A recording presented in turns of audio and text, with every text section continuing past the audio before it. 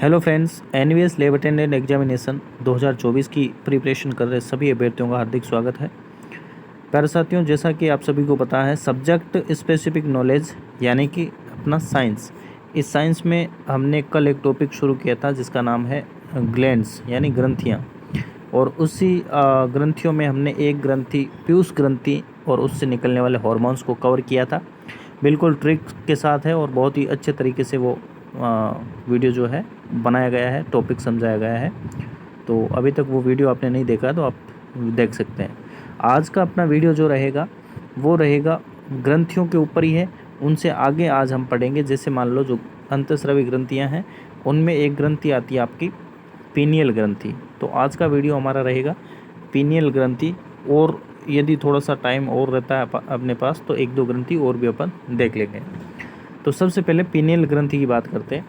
ये देखिएगा, अंतःस्रावी ग्रंथियों में महत्वपूर्ण ग्रंथि ये भी है एक पीनियल ग्रंथि।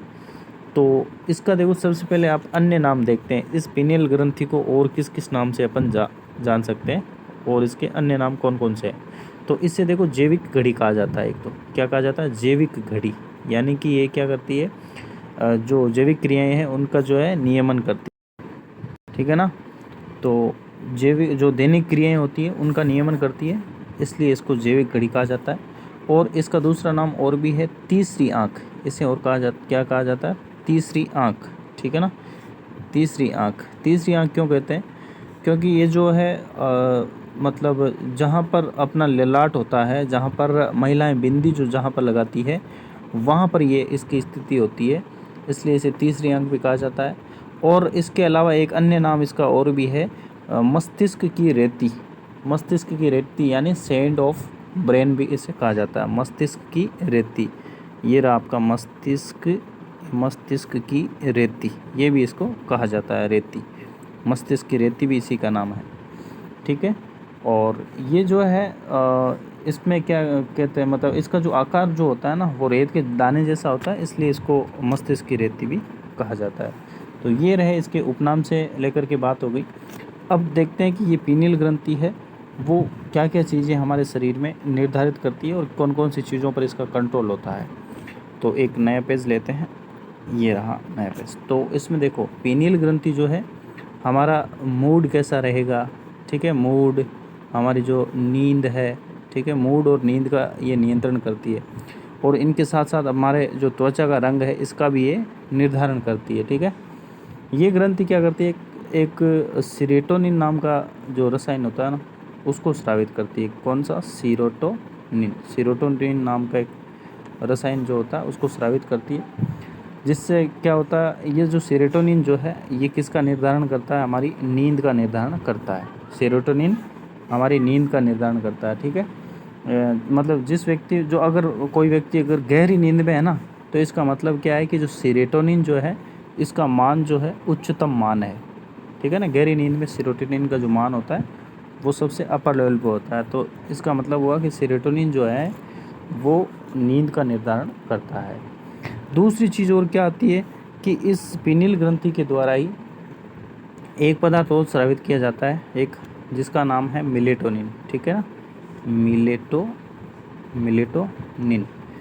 अच्छा, ये मेलेटोनिन जो है ये क्या काम करता है, मेलेटोनिन जो है हमारी त्वचा का रंग निर्धारित करता है। हमारी त्वचा कैसी होगी, है ना, काली, है ना, सांवली जो भी है, या गोरा रंग होगा, काला रंग होगा, वो जो है त्वचा का रंग जो है ये निर्धारित करता है, ठीक है ना।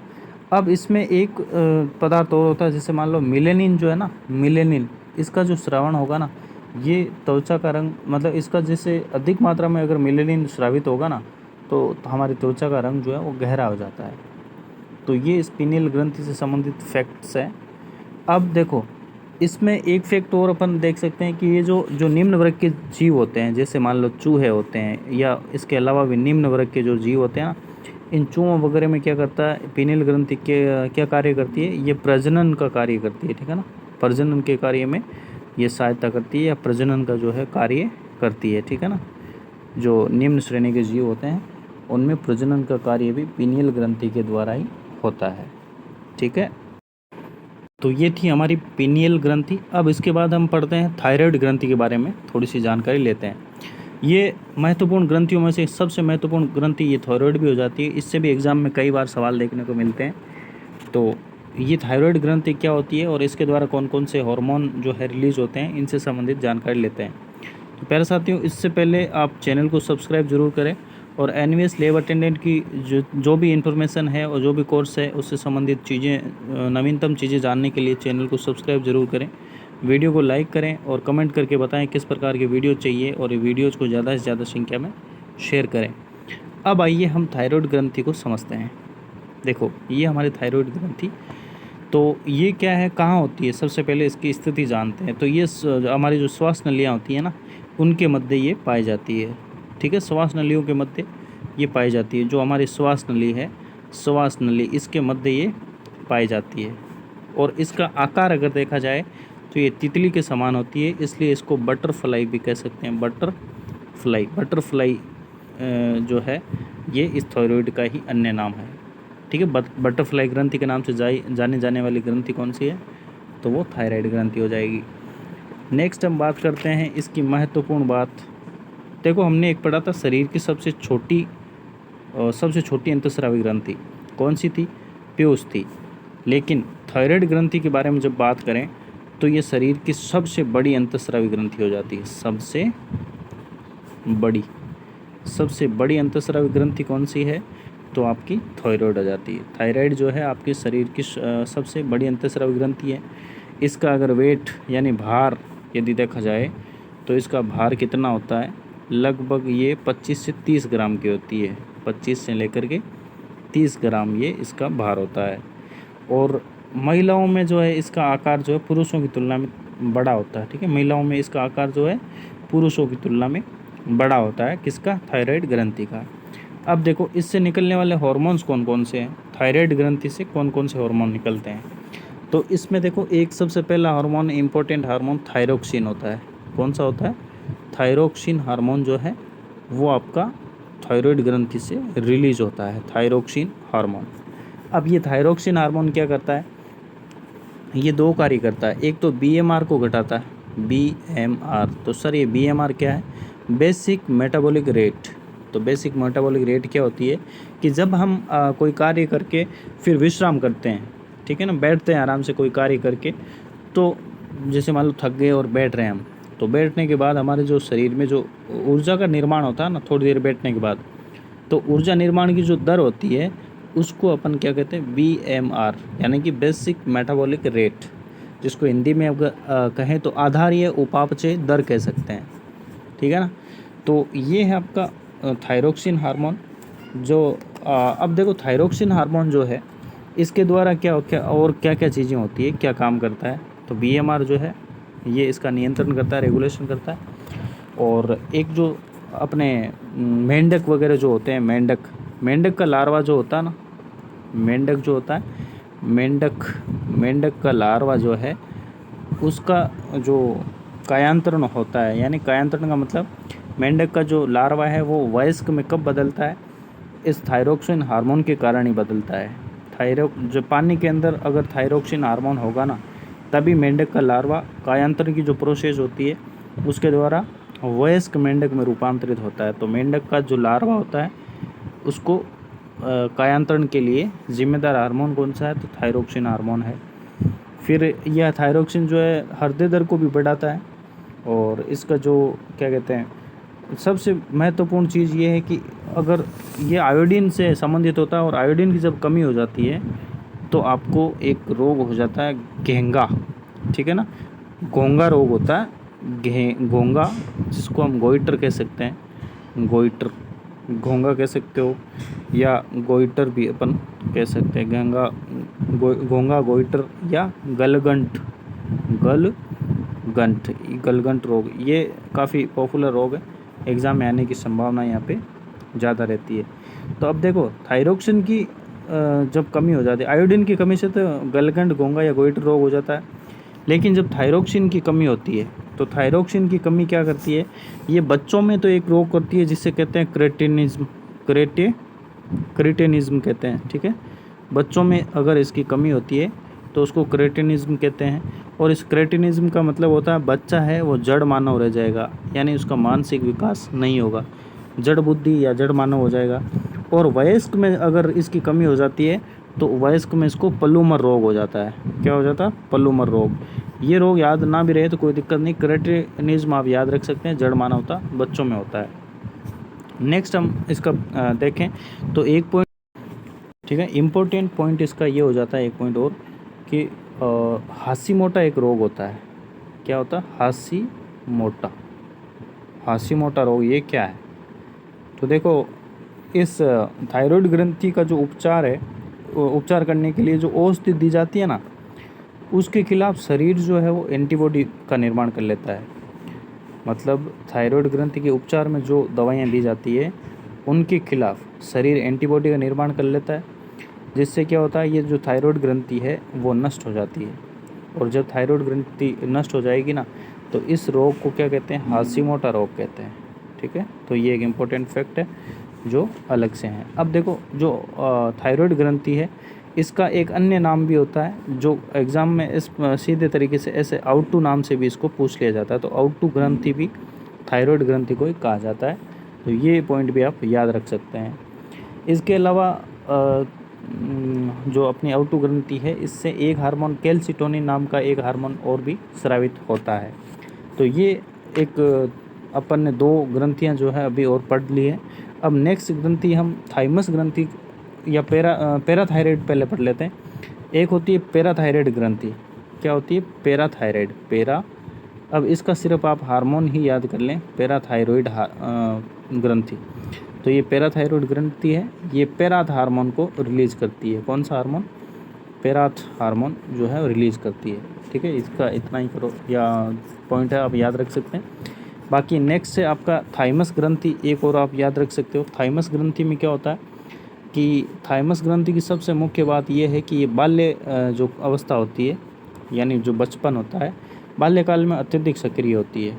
बाल्यकाल में अत्यधिक सक्रिय होती है और जैसे जैसे उम्र बढ़ती जाती है तो इसकी सक्रियता जो कम होती जाती है और ये धीरे धीरे निष्क्रिय हो जाती है। ठीक है ना। और इसके द्वारा जो हार्मोन है वो कौन सा स्रावित होता है? थाइमोसिन। थाइमस है, थाइमोसिन हार्मोन स्रावित करती है, जो कि हमारे प्रतिरक्षा तंत्र को मजबूत रखने का कार्य ये करता है। अब सबसे इम्पोर्टेंट एक ग्रंथि है जिसको हम लेते हैं, जिसका नाम आ जाता है आपका अग्नाशय ग्रंथि, जो कि सबसे महत्वपूर्ण ग्रंथियों में से एक ग्रंथि है। ये आपकी अग्नाशय ग्रंथि जो है, इसमें देखो क्या होता है, अग्नाशय ग्रंथि में महत्वपूर्ण ग्रंथि में से एक है। ये अग्नाशय ग्रंथि जो है एक मिश्रित ग्रंथि है। कौन सी है? मिश्रित है। इसका मतलब हुआ कि मिश्रित का मतलब हमने पढ़ा था सबसे पहले जो ग्रंथियों की शुरुआत की थी उस टाइम, कि एक अंतःस्रावी और बहिःस्रावी दोनों तरह की जो ग्रंथियाँ होती है, यानी जो हार्मोन्स भी रिलीज़ करती है और जो क्या कहते हैं एंजाइम भी रिलीज़ करती है, उसको क्या कहते हैं? मिश्रित ग्रंथि। तो ये अग्नाशय ग्रंथि है वो मिश्रित ग्रंथि है। अब देखो, अग्नाशय ग्रंथि का जो अंतःस्रावी वाला जो पार्ट होता है, यानी अंतःस्रावी भाग होता है जहाँ से हार्मोन रिलीज होते हैं, वहाँ पर कुछ दीपिकाएँ पाई जाती है, कुछ कोशिकाएँ होती है, लैंगरहेंस समूह जो होते हैं, जिनको कहते हैं लैंगरहेंस द्वीप। लैंगरहेंस द्वीप समूह यहाँ पे पाए जाते हैं। लैंगरहेंस द्वीप या दीपिकाएँ या द्वीप समूह, कुछ भी कह सकते हैं, द्वीप समूह यहाँ पे पाए जाते हैं। तो अब देखो, लैंगरहेंस दीपिकाएँ जो होती है ना, ये लैंगरहेंस द्वीप समूह है, ये फिर वापस से 3 प्रकार के होते हैं। कौन कौन से होते हैं? 3 प्रकार के होते हैं, जिसमें 3 प्रकार की कोशिकाएं जो है वो पाई जाती है। 3 प्रकार की सेल्स कौन कौन सी होती है जो लैंगरहेंस में पाई जाती है? एक तो आपकी होती है एल्फा सेल्स, एल्फा सेल कह सकते हैं, यानी एल्फा कोशिका होती है, एल्फा कोशिका। ठीक है, एल्फा सेल। दूसरी होती है बीटा सेल, बीटा कोशिका।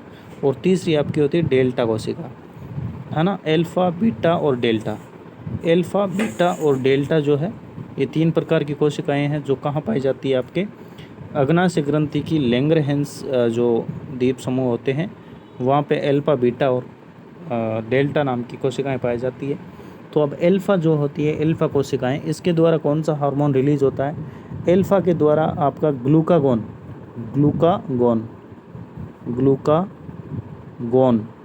ग्लूकागोन नाम का एक हार्मोन रिलीज होता है। तो सर ये ग्लूकागोन क्या करता है? ग्लूकागोन जो है ये आपका ग्लाइकोजन जो होता है, ग्लाइकोजन, इस ग्लाइकोजन को किस में चेंज करता है? ग्लूकोज में बदलता है, यानी कि इसको ग्लूकोज में बदल देता है। ग्लूकोज मतलब क्या हुआ? ग्लूकागोन हार्मोन है, ये ग्लाइकोजन को ग्लूकोज में चेंज करता है। ये हुआ ग्लूकागोन का काम। या फिर यूँ कह सकते हैं कि ये जो है ग्लूकागोन हार्मोन है, रक्त में ग्लूकोज का स्तर बढ़ाएगा। भाई ग्लूकोज है, इसको ये बढ़ा रहा है, तो ग्लूकोज के स्तर को बढ़ा देगा। नेक्स्ट आता है आपका बीटा कोशिका। देखो बीटा कोशिका हमारी क्या काम करती है? बीटा जो कोशिकाएं होती है, इसके द्वारा एक महत्वपूर्ण हार्मोन जो है वो रिलीज किया जाता है, जिसका नाम क्या है? बीटा कोशिका है। इसके द्वारा महत्वपूर्ण हार्मोन जो रिलीज होता है, इसका नाम है आपका क्या नाम है बताइएगा? जिसकी कमी से आपका क्या रोग हो जाता है बताइए? जिसकी अधिकता से या जिसकी कमी से आपका मधुमेह रोग होता है। ठीक है, मधुमेह, इंसुलिन, ठीक है ना, इंसुलिन होता है ना, इंसुलिन की कमी, इससे आपको मधुमेह रोग होता है, ये अभी पढ़ेंगे इसमें। तो ये आपका बीटा कोशिका जो होती है, इसके द्वारा इंसुलिन नाम का हार्मोन जो है वो रिलीज किया जाता है। इंसुलिन अभी बहुतायत में प्रयोग किया जाने वाला हार्मोन है ये इंसुलिन हार्मोन। तो इंसुलिन हार्मोन जो है ये, इसका काम क्या है? ये क्या करता है? ग्लूकोज को ग्लाइकोजन में चेंज करता है। जो ग्लूकोज है इस ग्लूकोज को वापस ये क्या बना देता है? ग्लाइकोजन। क्या बना देता है? ग्लाइकोजन में ये इसको चेंज करता रहता है। ठीक है, यानी कि क्या करता है? यूँ कह सकते हैं कि रक्त के अंदर ये ग्लूकोज का स्तर है उसको कम करता है। ठीक है, अब जब हमारे शरीर में अगर इंसुलिन की कमी हो जाएगी, ठीक है ना, इंसुलिन जब कम होगा तो इंसुलिन की कमी जो है जो ग्लूकोज के स्तर को बढ़ा देगी, क्योंकि ग्लूकोज क्या करता है? ये इंसुलिन क्या करता है? ग्लूकोज को नियंत्रित, यानी ग्लूकोज को ग्लाइकोजन में बदलता है। और जब इसकी कमी हो जाएगी तो ग्लूकोज का स्तर बढ़ जाएगा, ग्लाइकोजन में बदलेगा नहीं। भाई इंसुलिन की कमी होगी तो ग्लूकोज का स्तर बढ़ जाएगा, और जब ग्लूकोज का स्तर बढ़ेगा तो हमें एक रोग हो जाता है जिसका नाम है डायबिटीज़ मेलाइटस, इसका नाम है।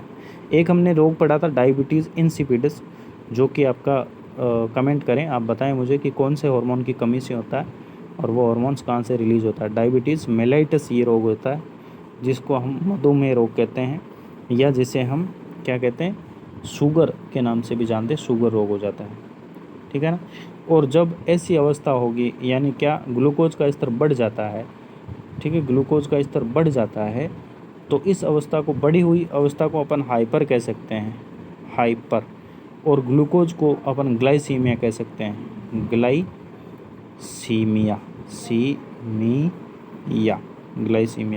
यानी जो ग्लूकोज का स्तर बढ़ जाता है और डायबिटीज़ मेलाइटिस रोग हो जाता है ना, तो इस अवस्था को हम हाइपरग्लाइसीमिया कहते हैं। हाइपरग्लाइसीमिया क्या है? जब ग्लूकोज का स्तर बढ़ जाता है, बढ़ने का मतलब हाइपर, और ग्लूकोज को ही साइंटिफिक लैंग्वेज में ग्लाइकोसिस नाम दिया गया है। तो हाइपरग्लाइसीमिया ये हो जाता है, ऐसी अवस्था हाइपरग्लाइसीमिया कहलाती है। तो ये है आपका इंसुलिन से संबंधित अपन ने जानकारी ली। अब थोड़ा सा इंसुलिन से संबंधित और एक महत्वपूर्ण जानकारी ले लेते हैं कि इंसुलिन की जब अधिकता हो जाती है, तो इंसुलिन जब अधिक होगा तो क्या होगा? ग्लूकोज का स्तर वो कम हो जाएगा। भाई ग्लूकोज का स्तर कम हो जाएगा, और कम होगा उसको हाइपो बोलते हैं, कम होता है इसको हाइपो बोलते हैं। तो ऐसी दशा को अपन हाइपोग्लाइसीमिया कह सकते हैं, हाइपोग्लाइसीमिया कह सकते हैं। यानी हाइपोग्लाइसीमिया में क्या होता है कि इंसुलिन की अधिकता होगी, तो ग्लूकोज की कमी हो जाएगी, और ग्लूकोज की कमी कहते हैं हाइपो को। हाइपो का मतलब कमी, और ग्लाइसीमिया ग्लूकोज से संबंधित है, ग्लूकोज का ही नाम है। ग्लूकोज की कमी होगी तो उसको हाइपोग्लाइसीमिया कह सकते हैं। यानी इंसुलिन की अधिकता और ग्लूकोज की कमी, तो ऐसी अवस्था हाइपोग्लाइसीमिया कहलाती है। अब देखो इंसुलिन जो है, इसके टीके का आविष्कार किसने किया था? इंसुलिन का जो टीका है, इसका निर्माण इंसुलिन का टीका जो है इसका निर्माण किया था आपके बेटिंग ने। किसने किया था?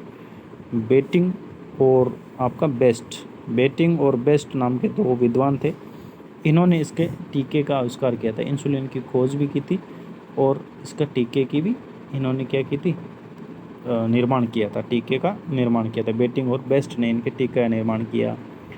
और सबसे पहला जो कृत्रिम रूप से इंसुलिन तैयार करने का जो श्रेय है वो एक अमेरिका की कोई कंपनी थी, उसको ये श्रेय जाता है। एली लिली नाम की जो कंपनी थी वो उसके द्वारा ये क्या किया गया था? इंसुलिन तैयार किया गया था। और ये जो इंसुलिन है ना, ये प्रयोगशाला में बनने वाली पहली प्रोटीन थी, ठीक है ना। प्रयोगशाला में बनने वाली पहली प्रोटीन इंसुलिन ही थी। और इस प्रकार से ये अग्नाशय ग्रंथि की जो लैंग्रेंज द्वीप समूह में ये कोशिकाएं होती है, इनके द्वारा ये हार्मोन्स रिलीज किए जाते हैं। देखो वर्तमान में जो है इंसुलिन जो है ये इकोलाई जीवाणु से प्राप्त किया जा रहा है, जिसे आप अभी ह्यूमुलिन के नाम से जानते हैं। मार्केट्स में ह्यूमुलिन के नाम से हम इसको अभी जानते हैं, ठीक है ना। ये इकोलाई से प्राप्त किया जा रहा है जीवाणु से। तो ये आपकी जानकारी थी। इसके अलावा एक नेक्स्ट जो अल्फा बीटा और एक डेल्टा अपनी कोशिका थी। इस डेल्टा अभी हमने देखा था ना, डेल्टा कोशिकाएं। इन डेल्टा कोशिकाओं से क्या रिलीज होता है? एक हार्मोन रिलीज होता है जिसका नाम है सोमेटोस्टेनिन, ठीक है। डेल्टा जो कोशिकाएं हैं इनसे सोमेटोस्टेनिन नाम का हार्मोन रिलीज होता है। तो ये क्या काम करता है? ये जो वर्दी हार्मोन है ना, उसको संदमित करने का काम करता है। तो ये नॉर्मली आप याद रख सकते हैं। इसके अलावा अपन अगले वीडियो में एड्रिनल ग्रंथि को पढ़ेंगे, बहुत ही डिटेल से पढ़ेंगे। और ये वीडियो अगर आपको पसंद आया हो तो चैनल को सब्सक्राइब ज़रूर करें और वीडियो को लाइक करें। Thank you.